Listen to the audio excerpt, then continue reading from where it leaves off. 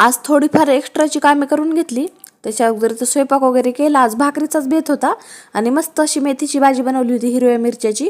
सोबतच पेरू पण घेतला. गावाकडला पेरू होता बघा, किती छान वाटत आहे. आणि इथं कपडे वगैरे खूप होते ते वॉश केले. जेवायला पण सुकू घातली. आणि आम्हाला गच्चीवरच बसावं लागतं कारण खूप कबूतर येतात. तर बसल्या बसल्या काहीतरी काम म्हणून तर अशा प्रकारे वाटाणे आणि मेथीची भाजी नेसली. खाली आल्यावर खूप भूक लागली होती. ओवीला दूध दिलं आणि मी ड्रायफ्रूटचा लाडू खाल्ला, पण त्याच्यावर भागणार नव्हतं.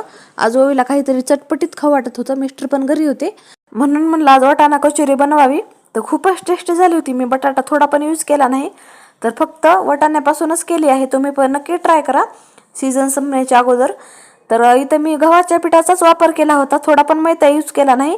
गव्हाचं पीठ आणि 2 चमचे रवा घातला होता. तेल टाकून मस्त मळायचं.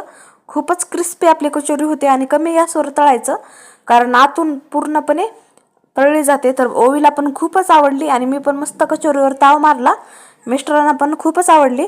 तर चॅनलवर नवीन असाल तर चॅनलला सबस्क्राईब करा, व्हिडिओला लाईक करा. तर चला भेटू नेक्स्ट ब्लॉगमध्ये. तोपर्यंत बाय बाय.